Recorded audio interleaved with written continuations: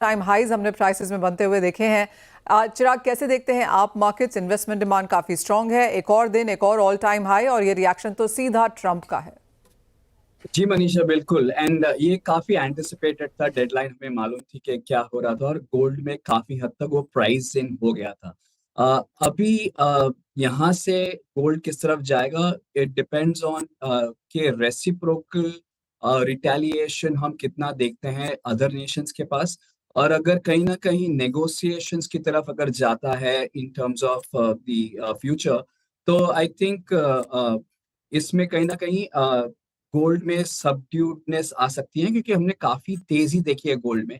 अगर रिटेलिएशन की तरफ जाते हैं सब नेशंस, तो आई थिंक अनसर्टनिटी का माहौल और भी बढ़ेगा और उससे से गोल्ड में खरीदारी बननी चाहिए from investment flows. So overall it depends on कौन सा रुख लेता है। But I think more and more Nations, जहाँ पे इम्पैक्ट एशिया में ज्यादा है, वहां पे आई डोंट थिंक नेशंस के पास ज्यादा चॉइसेस है। I think trade will find its way और नेगोशिएशन की तरफ ही जाएंगे, तो एक सबड्यूडनेस आ सकती है। बट लॉन्ग टर्म जो फैक्टर्स है गोल्ड में in terms of uncertainty, growth impact, inflation impact, ये सब चीज के वो गोल्ड में कहीं ना कहीं खरीदारी बना के रखेंगे। सो ओवरऑल शॉर्ट टर्म में थोड़ा सा एक पुल बैक आ सकता है, कंसोलिडेशन आ सकता है गोल्ड में। मगर अगर long term, medium to long term देखें, तो आई थिंक अभी भी स्ट्रक्चरल फैक्टर्स गोल्ड के फेवर में अभी भी मौजूद है। एंड जो ये सब टैरिफ्स है, उनका इम्पैक्ट एडवर्स ही आने वाला है इकोनॉमीज पे, जो फेड को कंपेल कर सकते हैं कि इन्फ्लेशन की तरफ ना देखें। हालांकि इन्फ्लेशन बढ़ने वाला है, मगर ग्रोथ कंसर्न्स काफी हद तक आ जाएंगे और Fed will be forced to look at rate cuts, accommodation, etc. और वो भी एक पॉजिटिव बन के आएगा medium to long term for gold.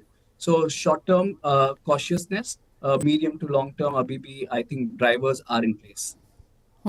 Chirag, physical jewellery buying में ऑफ कोर्स हमने पिछले क्वार्टर भी गिरावट आते हुए देखी। इस क्वार्टर तो रोज नए हाईज हैं, तो मोमेंटम अभी तक पिक किया ही नहीं है। लेकिन जहां तक इन्वेस्टमेंट की बात है, वो नंबर्स यहां पर थोड़े से सपोर्टिव जरूर रहे हैं। फर्स्ट क्वार्टर में किस तरह के हमने इनफ्लोज आते हुए देखे, और अब शुरुआत कैसी है इस न्यू फाइनेंशियल ईयर की?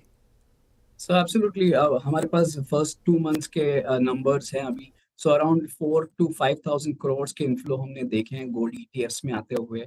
सो अभी भी जो मोमेंटम है इन टर्म्स ऑफ, जब भी एक्विटी मार्केट्स में सबड्यूडनेस या कंसोलिडेशन करेक्शन देखा है हमने, गोल्ड में फ्लोज बढ़े हैं। एंड गोल्ड ने जैसे रिटर्न्स दिए हैं, हम आई मीन लोगों को समझ में आया है कि गोल्ड की वैल्यू पोर्टफोलियो में क्या है। सो ओवरऑल जैसे एक्विटीज में करेक्शन है, गोल्ड में हम फ्लोस पॉजिटिव आते हुए देख रहे हैं। एंड आई थिंक ये जो टोन है टुवर्ड्स एलोकेशन टू गोल्ड, वो बढ़ ही रहा है। सो लास्ट 1 ईयर में की बात करें या फाइनेंशियल ईयर की बात करें, हमने 14 to 15,000 करोड़ ऑफ इनफ्लोज आते हुए देखे हैं गोल्ड ईटीएफ्स में। अराउंड 18 लाख न्यू इन्वेस्टर्स आते हुए हैं देखे गोल्ड ईटीएफ्स में। एंड ये खाली गोल्ड ईटीएफ के नंबर्स है। गोल्ड फंड ऑफ फंड जो ईटीएफ्स में इन्वेस्ट करते हैं, उसमें और भी तेजी से इन्वेस्टमेंट आ रहे हैं, क्योंकि वो एसआईपी अलाउ करता है इन्वेस्टर्स को, और वो एक प्रिफर्ड फॉर्म है। हालांकि उनके नंबर्स बाइफरकेटेड फॉर्म में नहीं आते हैं, मगर ज्यादा इन्वेस्टर्स आ रहे हैं गोल्ड के फोल्ड में। 18 लाख तो सिर्फ एक इंडिकेशन है। ओवरऑल गोल्ड और गोल्ड फंड्स मिलके काफी ज्यादा इन्वेस्टर्स बढ़ रहे हैं। सो आई थिंक ये मोमेंटम जो है, आई थिंक एक रियलाइजेशन आया है कि गोल्ड को एलोकेशन के रूप में देखना चाहिए, और each time it has helped. So I think एक कंक्लूसिव है, और इंडियन पोर्टफोलियोज में गोल्ड का एलोकेशन काफी कम है। It would not be more than 2 to 3% from a portfolio allocation perspective. And hence इसमें काफी ज्यादा रूम है इन टर्म्स ऑफ एलोकेशंस। सो जो गोल्ड ईटीएफ अभी 63 टन के आसपास होल्डिंग्स में है, आई थिंक यहाँ से काफी बड़ी, बिकॉज एक ही अच्छा विकल्प है जो इन्वेस्टमेंट के लिए अच्छा है in terms of gold investment. तो गोल्ड ईटीएफ्स और गोल्ड सेविंग फंड एक प्रिफर्ड फॉर्म ऑफ इन्वेस्टमेंट बन के आ रहे हैं। और यहाँ से हम ये 63 ton, I think I will not be surprise to see much higher numbers in gold ETFs going forward. Oh well, absolutely, काफ़ी स्ट्रॉन्ग नंबर्स वहाँ पर हैं। और जैसे आपने कहा, अब लोगों के पास अगर बाइंग का कोई विकल्प है, पोर्टफोलियो डाइवर्सिफिकेशन है, तो वो ईटीएफ्स एंड गोल्ड फंड्स हैं। राजीव, जिस तरह से ट्रंप ने यहाँ पर 27% का टैरिफ इंडिया पे लगा दिया है, अगर हम ज्वेलरी एज एन इंडस्ट्री को यहाँ पर देखें, तो यहाँ पर एक्सपोर्ट करने के लिए, और ये ज्वेलरी इंडस्ट्री एग्जेम्प्टेड नहीं है, तो क्लियरली ज्वेलरी एक्सपोर्ट्स इंडिया से यूएस के लिए अब उसके क्या मायने हैं? Morning Manisha. Of course, with 27% duty, as of now, it's a standstill till the subject is reconsidered, because 27% में viability नहीं होती है बिल्कुल. Especially even if you see loose diamonds, अगर duty loose diamonds पे भी हो जाती है, then तो as an industry it will be a big issue for everyone. Also, what the repercussions will be in the domestic market also, because production levels is on a unified manner. तो काफी manufacturers हैं जो wholesale करते हैं domestic में and exports में.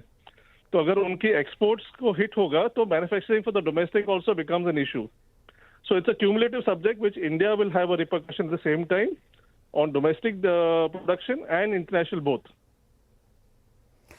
Well जी हाँ, जिस तरह से अब तक की अंडरस्टैंडिंग है 26% की ड्यूटी यहाँ पर ज्वेलरी एक्सपोर्ट्स में भी लगेगी यूएस मार्केट्स में, और ज्वेलरी एक बड़ा एक्सपोर्ट है यहाँ पर इंडिया की तरफ से यहाँ पर जाता हुआ, और यूएस मार्केट्स ऑफ कोर्स थोड़े से स्लो रहे हैं, लेकिन ये ड्यूटी क्लियरली जैसे राजीव कह रहे हैं एक स्टैंड स्टिल पे लेके आ जाएगी. लैब ग्रोन्स पे अब तक 0% ड्यूटी थी, जहाँ पर अब 27% है. ज्वेलरी एक्सपोर्ट्स की जहाँ तक बात है, चाहे वो गोल्ड ज्वेलरी एक्सपोर्ट है, सिल्वर ज्वेलरी एक्सपोर्ट है, डायमंड ज्वेलरी एक्सपोर्ट है, रॉड पॉलिश डायमंड्स हैं, सभी में यहाँ पर अब 70% की ड्यूटी लगती हुई नजर आ रही है, और ये क्लियरली एक कॉन्वर्सेशन की बात रहेगी. राजीव, एज वी स्पीक हम जानते हैं कि कॉमर्स मिनिस्ट्री ने यहाँ पर मीटिंग बुलाई है ज्वेलरी एसोसिएशंस के साथ, एक्सपोर्टर्स के साथ, ये समझने के लिए कि इसका क्या निकाल यहाँ पर देखने को मिल सकता है.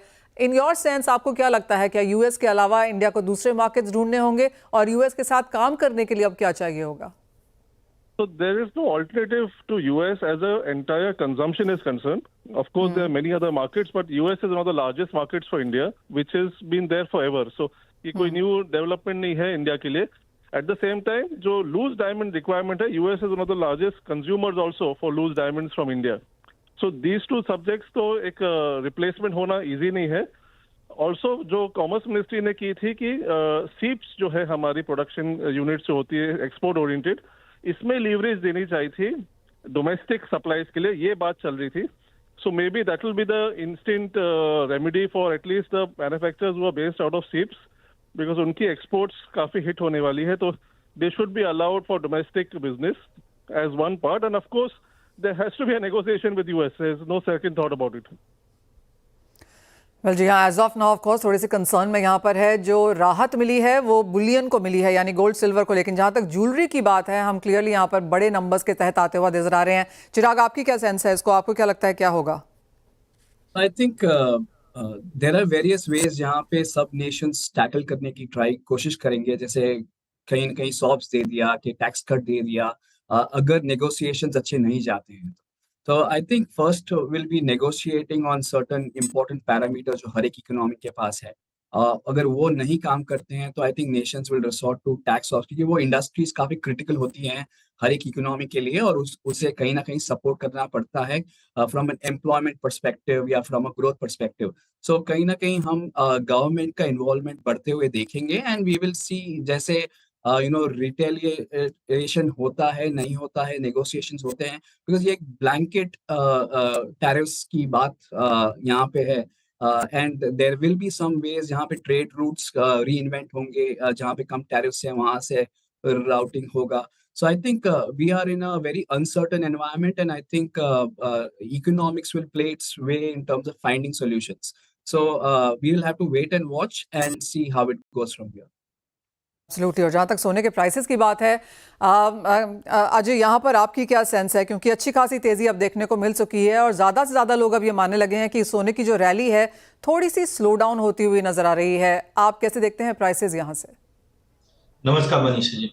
देखिए, हमने जो अभी रिसेंटली डेटा भी देखा कि पिछले फाइनेंशियल ईयर में पहली बार हमने 50 सालों में देखा है कि मोर देन 40% का रिटर्न हमने ऑलरेडी देख चुका है. ये डर था कि टैरिफ में क्या कर आएगा, तो मुझे लगता है जो बड़ा इवेंट था वो डिस्काउंट हो चुका है, पहला चीज.